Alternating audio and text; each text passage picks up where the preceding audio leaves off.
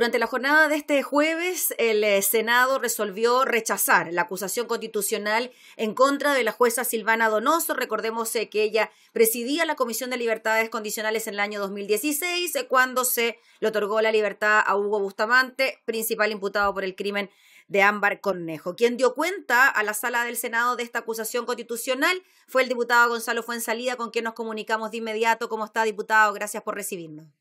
Hola, muy buenas tardes. Diputado, ¿se esperaba este resultado? Porque finalmente por amplia mayoría el Senado rechazó esta acusación constitucional cuando en la Cámara de Diputadas y Diputados venía con una aceptación bien importante. Bueno, la verdad, Gabriela, es que no me esperaba nada, porque nosotros en la Cámara de Diputados, cuando presentamos esta acusación, nunca esperamos incluso ser victoriosos, en el sentido de poderla ganar. Sabíamos que era muy difícil, sabíamos que era una pelea de David contra Goliat, y sabíamos que de alguna manera no era una acusación constitucional política, porque generalmente las acusaciones que yo he visto en el tiempo que llevo en el Parlamento, que son siempre de un sector contra otro sector, o sea, es de parlamentarios de oposición contra el gobierno. Esto es distinto, esto nosotros acusamos una jueza de corte apelaciones de partida, de una región, la región del Paraíso, con firmas que iban desde diputados de la Democracia Cristiana, del Frente Regionalista, diputados de la UDI, diputados de Populi, diputados de Renovación Nacional, o sea, bastante amplio. Y bueno, y en la votación en la Cámara de Diputados se vio algo parecido. Votó gente, incluso está el Frente Amplio, incluso diputada Santibáñez del Partido Comunista. O sea, fue bastante transversal. E incluso dentro del oficialismo, se podría decir ahí, la mitad de los diputados de la UDI votaron en contra. Entonces, no era un tema político esto. Era un tema más que nada de lo que el concepto que nosotros tenemos de cuál es el deber que tiene un juez de corte de apelaciones.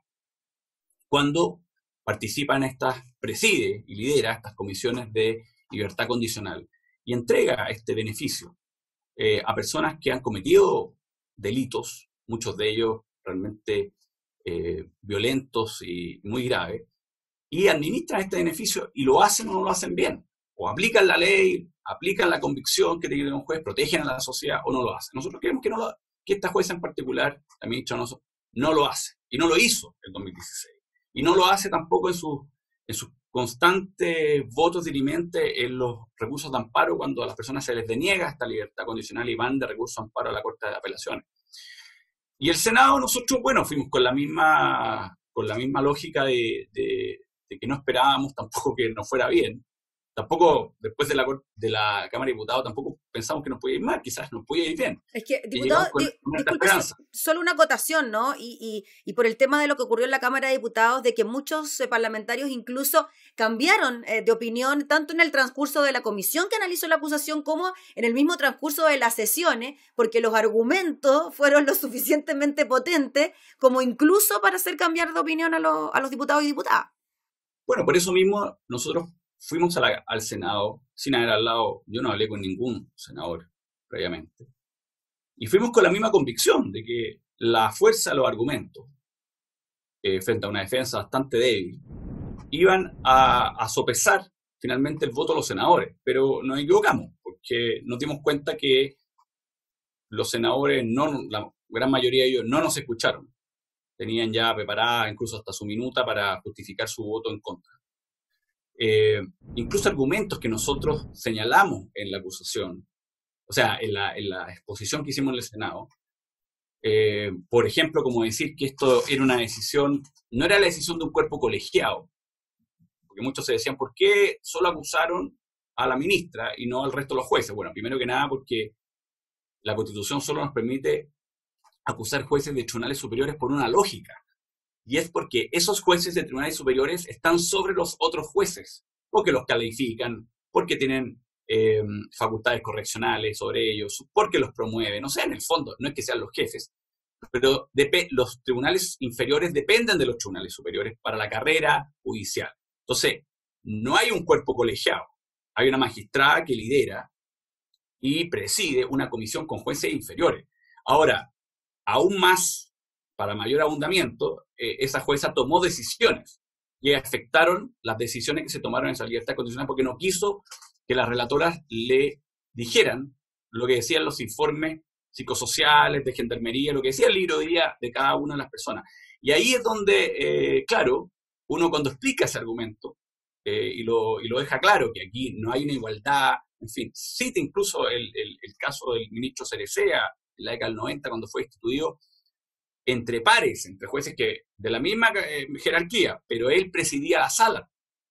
Y por eso fue destituido, la lógica que era el presidente. Bueno, cuando uno pone todos esos antecedentes y se encuentra después con senadores que dicen en el argumento es que esto no puede ser una decisión individual porque ahí hubo un cuerpo, había una comisión que la formaba no solamente la jueza. Bueno, entonces uno dice, bueno, no me escuchó nomás, o no me quiso escuchar, sino que ya tenía preparado su argumento, se lo habían escrito, no tengo idea, de que ese era el argumento en el cual basaba su lógica de votar en contra. Entonces, es bastante decepcionante lo que me tocó ver en el Senado a mí, por lo menos particularmente, porque creí que, a diferencia de la Cámara de Diputados, los senadores iban al tiempo para crearse una convicción y darse cuenta, y no votar en contra y justificar su voto en contra con muchas cosas que se habían debatido, se habían explicado y ni siquiera tuvieron la apertura de cuestionárselo.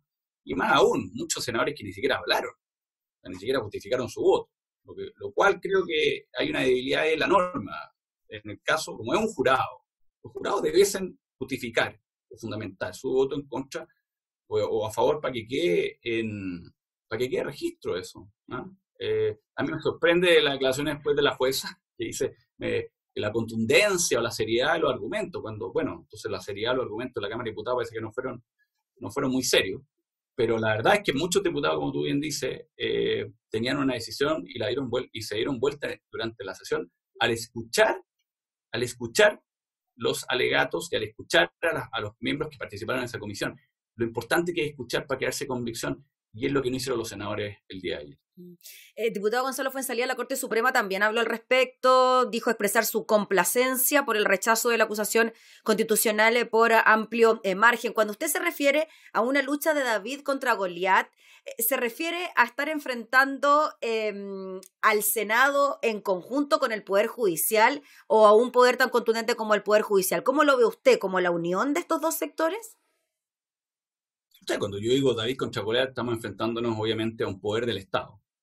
Un poder del Estado donde, imagínense que hubieron 3 senadores que se inhabilitaron. 3. Y en la Cámara de Diputados, 3 diputados que se inhabilitaron. O sea, cuando hay inhabilidades, uno dice, bueno, ¿por qué hay tantas inhabilidades? Bueno, porque hay situaciones que están, personas que tienen un juicio, personas que tienen parientes que están relacionados. Imagínense, es tan burdo esto que el abogado defensor de la jueza es hermano de un diputado. O sea, no sé, si a mí mi hermano me dice, oye, tengo que tomar, yo le diría, trata de no tomarlo, porque me generaría un problema. ¿Ah? O sea, me generaría un problema que estés tú defendiendo, se puede prestar, se puede malinterpretar, que lata estar uno en tela de juicio por mi hermano. O sea, yo le diría, no toméis la defensa. No, pero aquí la tomó. Entonces uno dice, mira, esto es claramente un David contra Goliat. O sea, cuando hay personas que se inhabilitan, porque hay procesos judiciales en marcha, cuando hay vinculaciones, ¿ah? O sea, viene un abogado a defender a una magistrada y a su vez ese abogado trabaja en la moneda. O sea, el abogado Hermosilla viene a defender a la jueza, una defensa bastante cuestionable, pero bueno, a defender. Y más encima también es abogado y asesora a la moneda. O sea, ¿Le conviene, diputado, por decirlo en términos simples, que el Senado y el Poder Judicial no estén enfrentados en definitiva? No, pues al final uno dice, a ver, acá hay un Estado de Derecho. Y el Estado de Derecho está al servicio de la gente. Y estar al servicio de la gente significa, bueno, que en una sociedad la Constitución lo que establece son los equilibrios de poder. Entonces le dice a cada poder, mire, usted no es poderoso en términos absolutos. Usted no tiene el poder absoluto. Usted no es dueño del poder y es incuestionable ese poder. Porque ahí no sería un Estado democrático ni un Estado de Derecho, sino estaríamos frente a un sistema absolutista, poder absoluto, como era antes, con los reyes. Entonces cuando dicen, bueno, ¿quién fiscaliza a los parlamentarios? Bueno, de partida las personas, porque lo eligen cada 4 o 8 años, se pueden ir para la casa, pueden perder, pueden ganar, también pueden ser desaforados, pueden ser enjuiciados, incluso pueden terminar como pasó hace muy poco con el diputado Gutiérrez en el Tribunal Constitucional. ¿Ah? Bueno, ¿quién controla los actos de gobierno? Bueno, los controlamos nosotros, los parlamentarios. Estaríamos, al acusar constitucionalmente, al interpelar a un ministro, estaríamos interviniendo en otro poder del Estado.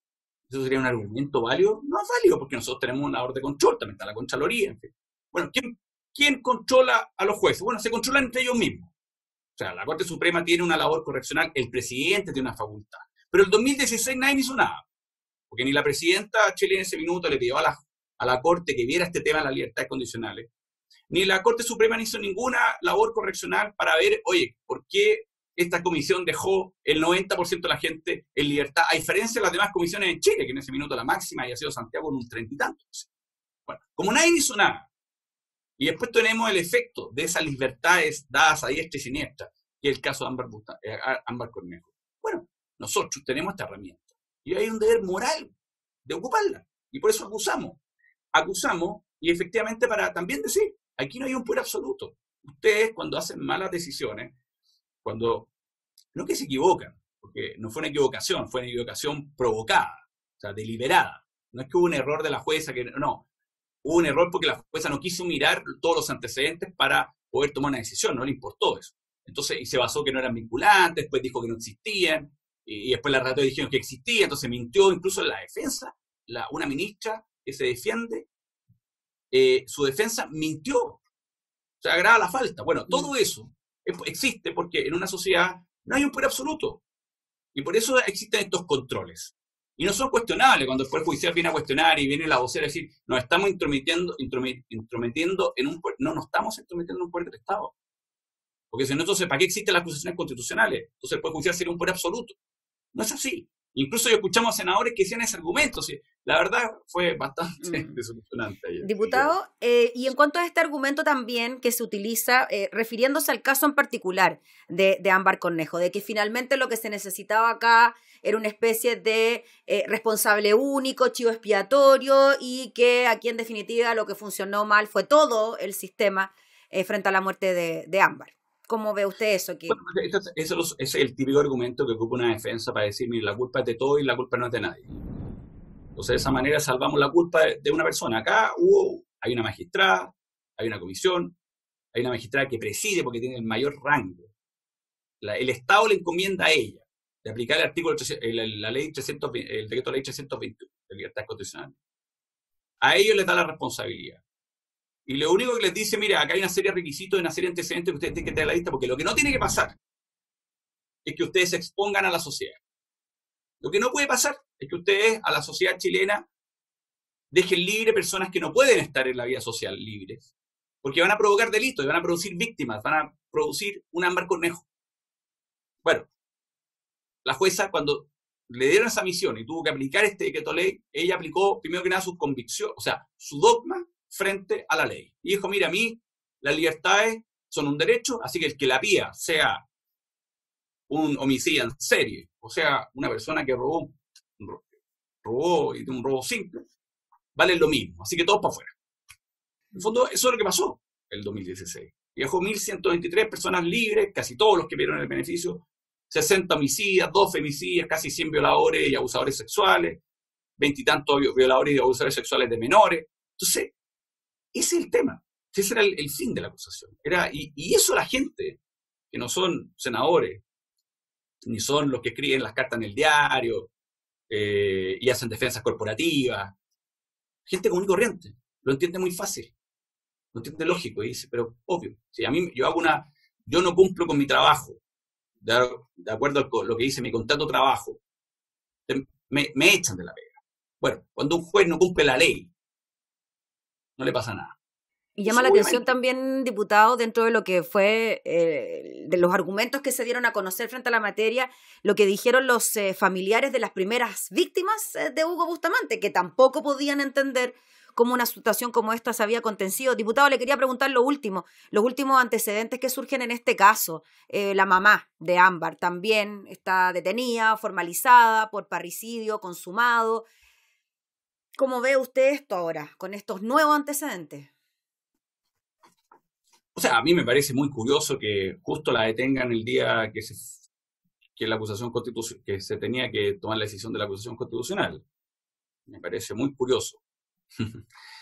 y, y no pensar mal hasta Daya es como... Es pero curioso, ¿por qué? Claro, Por dar una señal.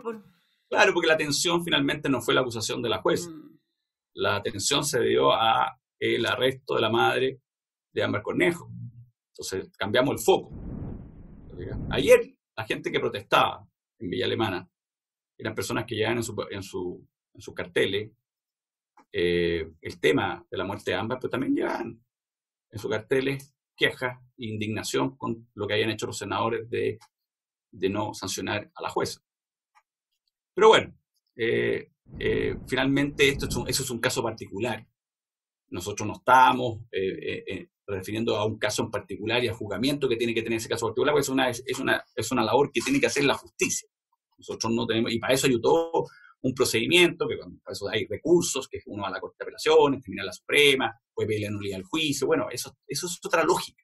Nosotros estábamos acusando a una jueza en una decisión administrativa, que ni siquiera es jurisdiccional, porque no hay un juicio, sino que a ella le pasan libertades que están solicitadas y aplicando la ley no se creó convicción, omitió información, no le importó, dejó libre un doble homicida que causó la muerte de Ámbar Cornejo, y hoy día todo este tema judicial es consecuencia de una irresponsabilidad por parte de la jueza. ¿Ella es responsable de la muerte de Ámbar Cornejo? No, pero responsable de haber dejado libre, sin ningún tipo de análisis, a un doble homicida que le dio muerte a Ámbar Cornejo. Entonces, ¿es responsable finalmente de una muerte? Claro que es responsable porque no aplicó la ley, porque si la hubiera aplicado bien, nunca habría habido una acusación constitucional y posiblemente nunca habría existido un caso como el de Ámbar Cornejo. Y no se sienta precedente, ¿no? Que también me imagino es parte de los objetivos, ¿no? De decirle a los jueces, a ver, si no se hace la pega, pasa esto, el típico sanción frente a una acción no tan bien ejecutada. Bueno, por eso esta vez ganaron los poderosos de siempre y perdieron los chilenos de siempre. Ya, diputado, nos quedamos con eso. Qué pena, pero bueno. Ya, diputado, le agradecemos por el contacto, que esté muy bien. Vale, que esté muy bien. Chao, chao. Varela. El diputado Gonzalo Fuenzalía, refiriéndose entonces al caso de Ámbar Cornejo y la acusación constitucional que no fue aprobada en el Senado en contra de la jueza Silvana Donoso.